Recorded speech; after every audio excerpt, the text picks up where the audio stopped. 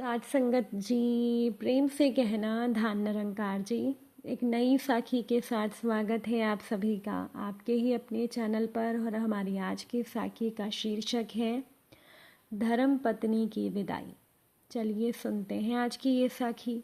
साध संगत जी, अगर पत्नी है तो दुनिया में सब कुछ है। राजा की तरह जीने और आज दुनिया में अपना सर ऊंचा रखने के लिए अपनी पत्नी का शुक्रिया कीजिए। आपकी सुविधा असुविधा आपके बिना कारण के क्रोध को संभालती है, तुम्हारे सुख से सुखी है और तुम्हारे दुख से दुखी है। आप रविवार को देर से बिस्तर पर रहते हैं, लेकिन इसका कोई रविवार या त्योहार नहीं होता। चाय लाओ, पानी लाओ, खाना लाओ, ये ऐसा है और वो ऐसा है। कब दिमाग आएगी तुम्हें? ऐसे ताने मारते हैं। उसके पास बुद्धि है और केवल उसी के कारण ही तो आप जीवित हैं, वरना दुनिया में आपको कोई भी नहीं पूछेगा। अब ज़रा इस स्थिति की केवल कल्पना कीजिएगा। एक दिन पत्नी अचानक से रात को गुजर जाती है। घर में रोने की आवाज़ आ रही है। पत्नी का अंतिम दर्शन चल रहा था। उस वक्त पत्नी की आत्मा जाते जाते जो कह रही है उसका वर्णन, मैं अभी जा रही हूँ, अब फिर कभी नहीं मिलेंगे, तो मैं जा रही हूँ। जिस दिन शादी के फेरे लिए थे उस वक्त साथ साथ जिएंगे ऐसा वचन दिया था, पर अचानक अकेले जाना पड़ेगा ये मुझको पता नहीं था। मुझे जाने दो। अपने आंगन में अपना शरीर छोड़कर जा रही हूँ। बहुत दर्द हो रहा है मुझे, लेकिन मैं मजबूर हूँ। अब मैं जा रही हूँ। मेरा मन नहीं मान रहा, पर अब मैं कुछ भी नहीं कर सकती। मुझे जाने दो। बेटा और बहू रो रहे हैं, देखो। मैं ऐसा नहीं देख सकती और उनको दिलासा भी नहीं दे सकती। पोता बा बा बा कर रहा है, उसे शांत करो। बिल्कुल ध्यान नहीं दे रहे हैं। हाँ, और आप भी मन मजबूत रखना और बिल्कुल ढीले ना हो। मुझे जाने दो। अभी बेटी ससुराल से आएगी और मेरा मृत शरीर देखकर बहुत रोएगी, तब उसे संभालना और शांत करना। और आप भी बिल्कुल ना रोना।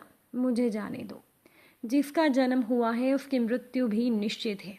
जो भी इस दुनिया में आया है वो यहाँ से ऊपर गया है। धीरे धीरे मुझे भूल जाना, मुझे बहुत याद नहीं करना और इस जीवन में फिर से काम में डूब जाना। और अब मेरे बिना जीवन जीने की आदत जल्दी से डाल लेना। मुझे जाने दो। आपने इस जीवन में मेरा कहा कभी नहीं माना है। अब जिद छोड़कर व्यवहार में विनम्र रहना। आपको अकेला छोड़कर जाते हुए मुझे बहुत चिंता हो रही है, लेकिन मैं मजबूर हूँ। मुझे जाने दो। आपको ब्लड प्रेशर और डायबिटीज़ है।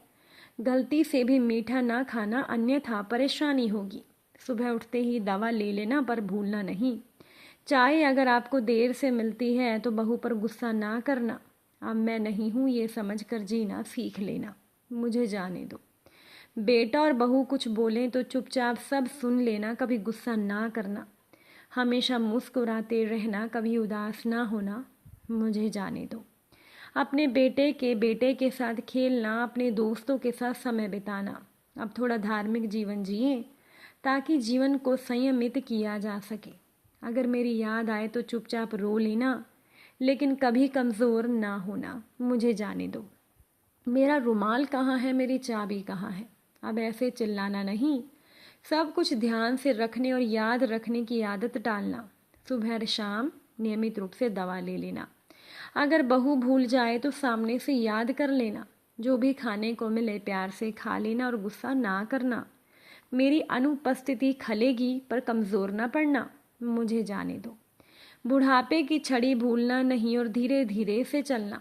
यदि बीमार हो गए और बिस्तर में लेट गए हो तो किसी को भी सेवा करना पसंद नहीं आएगा। मुझे जाने दो। शाम को बिस्तर पर जाने से पहले एक लोटा पानी मांग लेना। प्यास लगे तभी पानी पी लेना। अगर आपको रात को उठना पड़े तो अंधेरे में कुछ लगे नहीं, उसका ध्यान रखना। मुझे जाने दो। शादी के बाद हम बहुत प्यार से साथ रहे। परिवार में फूल जैसे बच्चे दिए और अब उन फूलों की सुगंध मुझे नहीं मिलेगी। मुझे जाने दो। उठो, सुबह हो गई है, अब ऐसा कोई नहीं कहेगा। अब आप अपने आप उठने की आदत डाल लेना, किसी की प्रतीक्षा ना करना। मुझे जाने दो। और हाँ, एक बात तुमसे छिपाई है, मुझे माफ़ कर देना। आपको बिना बताए बाजू की पोस्ट ऑफिस में बचत खाता खुलवाकर 14 लाख रुपए जमा किए हैं। मेरी दादी ने मुझे सिखाया था, एक एक रुपया जमा करके कोने में रख दिया करो। और 14 लाख में से 5-5 लाख बहू और बेटे को देना। अपने खाते में 4 लाख रख लेना अपने लिए, मुझे जाने दो। भगवान की भक्ति और पूजा करना भूलना नहीं, अब हम फिर कभी नहीं मिलेंगे। मुझसे कोई भी गलती हो गई हो तो मुझे माफ़ कर देना, लेकिन मुझे जाने दो। साथ संगत जी, एक ऐसे कथावाचक जिनके पास अपनी पत्नी के अस्थि विसर्जन तक के पैसे नहीं थे, तब उन्होंने मंगलसूत्र बेचने की बात तक की थी। ये जानकर सुखद आश्चर्य होता है कि पूजनीय रामचंद्र डोंगरे जी महाराज जैसे भागवताचार्य भी हुए हैं, जो कथा के लिए 1 रुपया भी नहीं लेते थे, मात्र तुलसी पत्र लेते थे। जहाँ जहाँ वे भागवत कथा कहते थे तो उसमें जो भी दान दक्षिणा चढ़ावा वगैरह आता था, उसे उसी शहर या गांव में गरीबों के कल्याणार्थ दान कर देते थे। कोई ट्रस्ट बनाया नहीं और किसी को शिष्य भी बनाया नहीं। अपना भोजन स्वयं बनाकर ठाकुर जी को भोग लगाकर वो प्रसाद ग्रहण करते थे। डोंगरे जी महाराज कलयुग के दानवीर कर्ण थे। उनके अंतिम प्रवचन में चौपाटी में 1 करोड़ रुपया जमा हुए थे, जो गोरखपुर के कैंसर अस्पताल के लिए दान किए गए थे। उन्होंने स्वयं कुछ नहीं लिया। डोंगरे जी महाराज की शादी हुई थी। प्रथम रात के समय उन्होंने अपनी पत्नी से कहा था कि देवी, मैं चाहता हूँ कि आप मेरे साथ भागवत कथा का पारायण करें।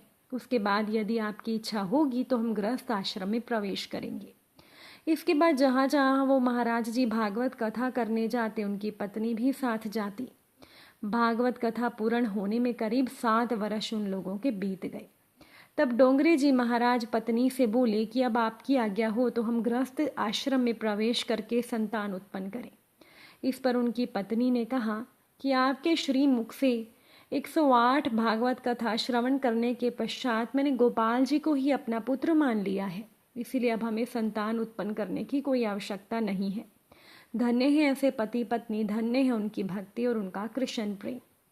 डोंगरे जी महाराज की पत्नी आबू में रहती थी और वो महाराज जी पूरी देश दुनिया में भागवत कथा रस बरसाते थे। पत्नी की मृत्यु के 5 दिन के पश्चात उन्हें इस बात का पता चला।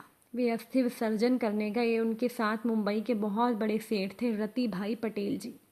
उन्होंने बाद में बताया कि उन महाराज जी ने उनसे कहा था कि रति भाई, मेरे पास तो कुछ है नहीं और अस्थि विसर्जन में तो कुछ लगेगा, क्या करें। फिर महाराज आगे बोले थे, ऐसा करो, पत्नी का मंगलसूत्र और कर्ण फूल पड़ा होगा, उसे बेचकर जो मिलेगा उसे अस्थि विसर्जन क्रिया में लगा देती हैं। तो सेठ रति भाई पटेल ने रोते हुए बताया था कि जिन महाराज श्री के इशारे पर लोग कुछ भी करने को तैयार रहते थे, वह महापुरुष कह रहा था कि उनके पास पत्नी के अस्थि विसर्जन के लिए पैसे नहीं हैं। हम उसी समय मर क्यों ना गए। फूट फूट कर रोने के अलावा उनके मुंह से एक शब्द भी नहीं निकल रहा था। साथ संगत जी, ऐसे संत और महात्मा आपको केवल सनातन संस्कृति में ही मिलते हैं। हमारे देश में बहुत सी बातें हैं जो हम सभी तक पहुंच नहीं पाई, और ऐसे महान विरक्त महात्मा संत के चरणों में कोटि कोटि नमन भी कम है। आज की ये साखी अच्छी लगी हो तो इसे शेयर ज़रूर कीजिएगा। साथ संगत जी, प्यार से कहना, धन निरंकार जी।